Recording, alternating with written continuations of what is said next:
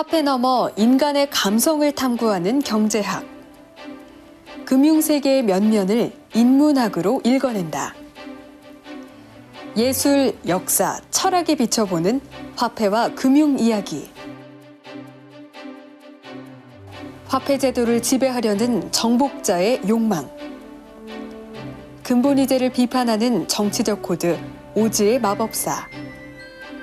금융시장의 맹신에서 비롯된 금융 이데올로기. 그리고 그 속에서 피어나는 경제인의 삶. 이 책에서는 통계나 경제학 공식이 전혀 등장하지 않는다. 대신 소설과 드라마, 영화, 철학 등 우리가 친숙하게 접하는 테마를 중심으로 경제학의 원리와 경제 사건을 풀어낸다.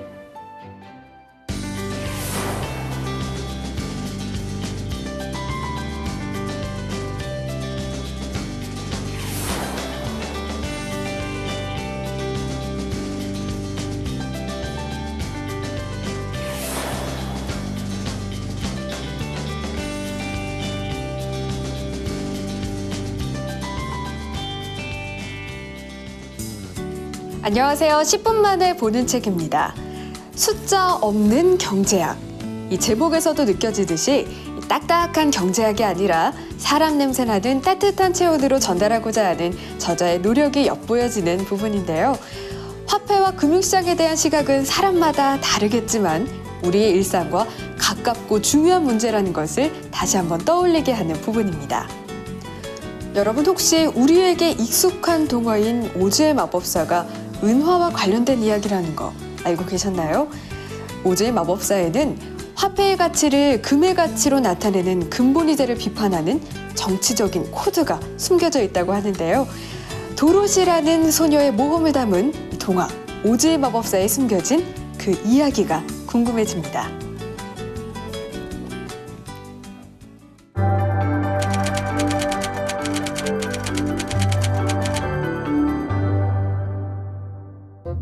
캔자스주에 사는 여자아이가 어느 날 갑자기 토네이도에 휩쓸려 어딘지 알 수 없는 이상한 곳으로 날아간다.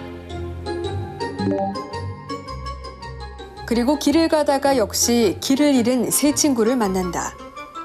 양철 인형 허수아비, 그리고 목소리만 크고 용기는 없는 사자였다. 이들 넷은 자신들의 소원을 들어줄 수 있는 마법사를 찾아 노란 벽돌로 만들어진 길을 따라 험난한 여행을 시작한다. 천신만고 끝에 마법사의 집에 도착했더니 마법사는 푸른색 에메랄드로 만들어져 바깥 세상이 푸르게만 보이는 이상한 집에 갇혀 사는 사람이었다. 직접 만나보니 소문과 달리 아무런 마법도 없는 무능한 존재였다. 그 마법사는 자신의 무능함을 인정하고 도로시가 신고 있던 은색 구두야말로 모든 소원을 이뤄주는 신통한 물건이라고 고백한다. 그 말을 듣고 은색 구두를 부딪히며 소원을 비는 도로시와 친구들은 각자의 소원을 모두 이룬다. 이 동화가 말하고자 하는 것은 복본이 제도를 통해 서민 중산층의 민생고가 해결되고 모든 산업이 잘 돌아갈 수 있다는 것이었다. 그리고 그런 것을 실현할 사람은 브라이언 제닝스 대통령 후보밖에 없다는 것이 바로 숨겨진 정치적 코드였다. 미국 사회는 이처럼 금, 은, 동으로 인해 사회가 분열되고 휘청거리던 역사를 반추하며 연방준비위원회를 조직하게 된다. 화폐의 형태와 금융의 역사가 이 책을 통해 고스란히 전해지는데요. 이 과정을 통해 많은 사람들이 은행의 기능과 또 역할에 대해 다시 한번 생각하는 계기가 될 것 같습니다. 이 책에는 경제 역사의 한 획을 그은 무수히 많은 인물들이 등장하는데요. 그중에서도 가난한 이탈리아 이민자 출신인 지아니니의 삶이 인상적입니다. 집 없는 부모를 둔 탓에 병원이 아니라 여관방에서 태어난 그가 뱅크 오브 아메리카라는 초대형 은행을 움직이는 은행가가 되기까지 그의 인생에 어떤 일들이 펼쳐질까요?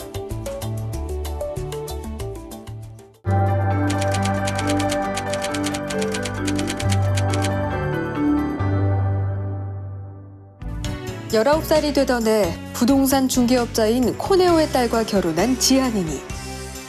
장인이 죽자 60만 달러나 되는 재산을 물려받게 된다.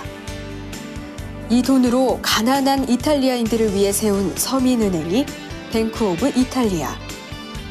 그는 자신의 은행을 스스로 난쟁이 은행이라 불렀다. 1907년 뉴욕에서 시작된 금융공황은 동부의 탐욕스러운 은행들을 날려보냈고, 이 사태를 예견했던 그는 일찍부터 충분한 금과 현찰을 확보하고 있었다. 지아니니는 이 사건을 통해 여러 지역으로 지점을 분산해 놓으면 자금 관리가 쉬워지고 대출의 위험성은 낮아진다는 것을 깨닫게 된다. 당시 은행법으로는 은행의 지점망 확대가 합법인지 불법인지 분명하지 않았다. 특히 금융업이 발달하지 않았던 캘리포니아주는 지점 영업에 관한 한 가장 관대했다. 이런 배경에서 그의 지점 영업은 크게 확대됐고, 캘리포니아뿐만 아니라 샌프란시스코, 로스앤젤레스까지 진출하게 된다.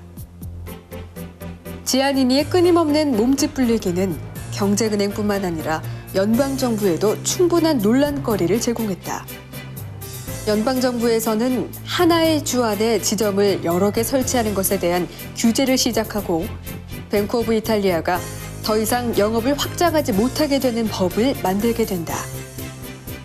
결국 지아니니는 자기가 소유한 은행들을 하나로 묶어서 1927년 3월 뱅크 오브 아메리카라는 거대한 은행을 세우게 된다.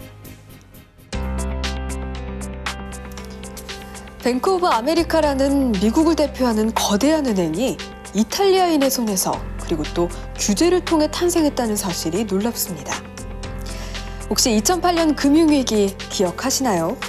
그렇다면 성공가도를 달리고 있던 시장경제 체제 속에서 금융위기는 어떻게 오게 된 것일까요? 불안전성과 불확실성에 대한 이해, 그 해답의 열쇠를 20세기 세계 철학의 흐름에서 찾아볼 수 있습니다.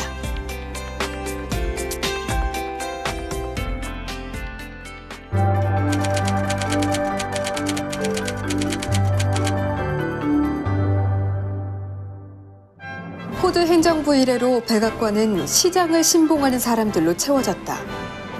뒤를 이은 지미 카터 대통령 때에는 각종 기관 산업에서 가격과 임금에 대한 가격 제한과 진입 장벽이 철폐되기 시작했다. 1980년대 로널드 레이건 대통령이 취임하면서 규제 완화는 더욱더 본격화됐다. 하지만 20세기 세계 철학의 흐름은 오히려 정반대 쪽으로 흘렀다. 20세기 철학의 가장 큰 특징은 불확실성과 불안전성에 대한 이해다. 인간의 이성은 불완전하고 인간의 관찰은 불확실하다는 것이다. 이를 통해 저자는 시장 자본주의의 한계를 드러내고 있다. 똑같은 자본주의를 추구하면서도 시장을 중시할 것이냐 정부를 중시할 것이냐에 따라 경제의 모습은 전혀 달라진다. 2008년 리먼 브라더스 사태가 터지기 전까지는 시장 만능주의가 만연했다. 그러다 글로벌 금융 위기가 시작되면서 금융시장은 불안전하고 시장 참가자들의 판단도 항상 합리적이지 않다는 생각이 팽배해졌다. 현재 세계 경제는 갈 길을 잃고 헤매고 있다. 금융위기의 재발을 막기 위해 정부의 강력한 개입을 요구하면서도 정부의 해결 방법에는 한계가 있다는 식의 양면적인 태도를 취하고 있다. 메비우스의 띠처럼 서로 맞물려 있는 시장과 정부는 반드시 두 개가 함께 움직여야 쓸모가 있다. 자본주의가 끝나는 날까지 창과 방패의 싸움은 계속될 것이다.